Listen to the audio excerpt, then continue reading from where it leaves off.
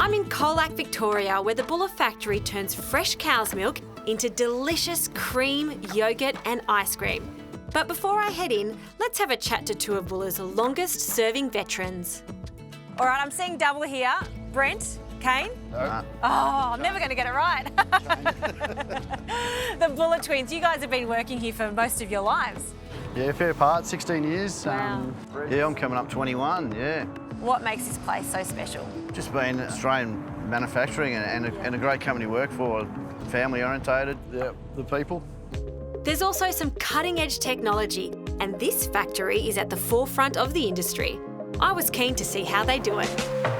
A lot of big shiny tanks, a lot of valves, a lot of filling machines, a lot of filling equipment. So we've got our cream bottling, and then we've got our tubs for our sour creams and cottage cheeses. And then we've got a big packing room, robots, and a lot of automated processes from there. Buller's been around for over 100 years. What's the secret to its longevity? Good products, family values. And it's perfect farming land around here, so it's Yeah. a perfect place to make the best cream in the world. I mean, you drive in here and you see cows to your left and then the factory to your right. It's all in the same radius. It's all happening here.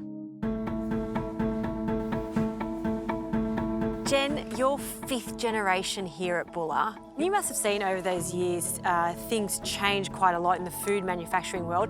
Sustainability high on the agenda. It's at the top of the agenda now. We're working really hard to make sure we lower our impact on the environment, making sure all our packaging is recyclable, reducing our water consumption, really focusing on those things. So important, and I guess it all starts right here on the farms.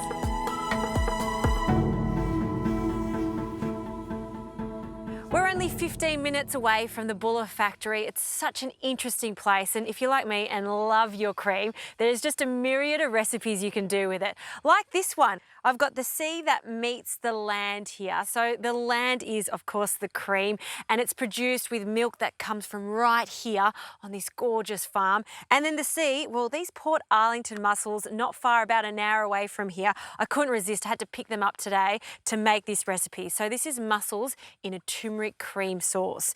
Now, before we get onto the mussels, we need to start with a base. So some extra virgin olive oil into a pot. I want about a tablespoon. And 3 cloves of garlic. It's all about flavouring this gorgeous cream broth that I'm making. So we'll just bruise them. And last one.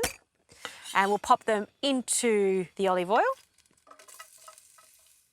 And while that's sizzling away, I'll add some tomatoes. Look how plump these cherry tomatoes are. A whole punnet.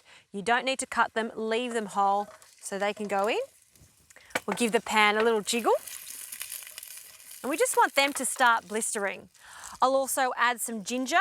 So this is a bit of a fusion style dish, but cream lends itself not only to European style dishes. In fact, it works really nicely with Asian inspired dishes just like this one. So you want a good hit of ginger for this, and I'm going to finely slice it so we've got a julienne of it. This is quite young, this ginger, so it's not as hot.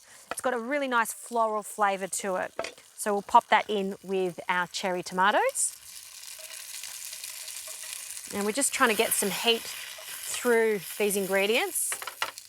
This is macroot lime leaf, so it's got so much flavour. I'll add a little bit of it now, so we'll just leave it whole. So I'll just cut one of those and we'll just pop them straight into the pot. You can just bruise it with your fingers slightly to release some of its gorgeous oils. We'll pop that in. The rest of this leaf, we want to take the centre vein out because it's not very edible. And then you want to roll this lime leaf up just quite roughly. Essentially, we're trying to chiffonade this. So just scrunch that and then finely slice it. And we'll just reserve this for the top later on. Pop that in a bowl. And I might even cover it with that ginger so it doesn't fly away. Now for the turmeric. I was lucky enough to get my hands on some fresh turmeric. And if you can't find fresh turmeric, don't worry. You can just use 1 teaspoon of turmeric powder for this. So I'm going to use a fine grater. I love fresh turmeric, and you'll need about 1.5 teaspoons of the fresh stuff. And if you can't get it, like I said, ground turmeric works a treat. You'll need about a teaspoon. Okay, that is looking good. Give that a jiggle again. Now to prepare the mussels, these are blue-lipped mussels, and you can see that they're blue-lipped with that distinct blue colour just at the base there. They are so sweet, a real treat to use. And all you need to do these days with mussels, because they're pretty clean as you get them home, you just need to take the beard off. So it's as simple as just pulling that out. And you want to do this at the last minute. And just like that, you've tidied it up. So this last one, I've done these other ones. Pull that out. And by doing that, it makes them pot ready. So before we add our mussels, a few extra things, a splash of coconut milk, just a small amount of coconut milk to give it that tropical feel, about half a can. And we'll swirl that around and just have a look at that turmeric, how it stains that coconut milk, just fantastic. I'll also add our cooking cream. Now, this Bulla cooking cream is such a fantastic product to use because you can add it to a boiling pot just like this and it won't curdle. So we're going to get that gorgeous glossy finish to it. I'm going to add about 400 mils, so a little bit more from this one. And we'll swirl that. I'm going to pop the lid on and just bring that to the boil. When it does come to the boil, I'll add the mussels, lid goes back on, and they'll take no time at all to cook.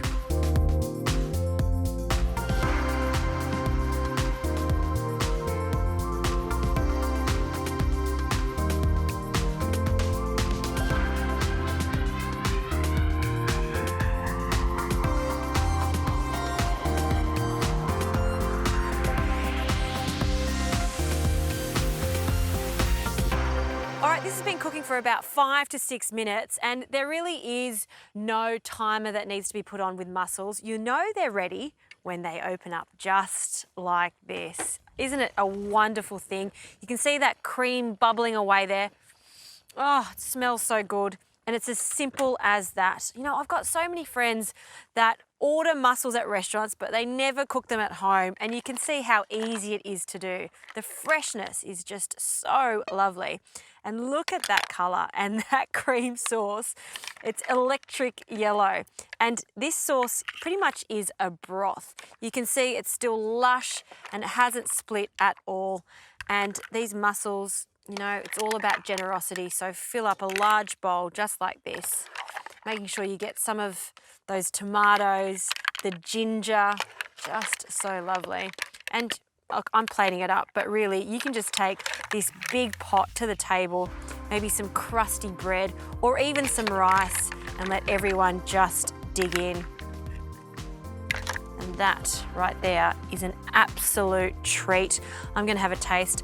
And when the broth is this good, don't get rid of the mussel shells. Use it almost as a little spoon to scoop up some of that cream broth. The cream, the mussels, and you may have noticed I didn't add any salt. It doesn't need it. The mussels are salty enough. That is a beautiful dish in an even better location.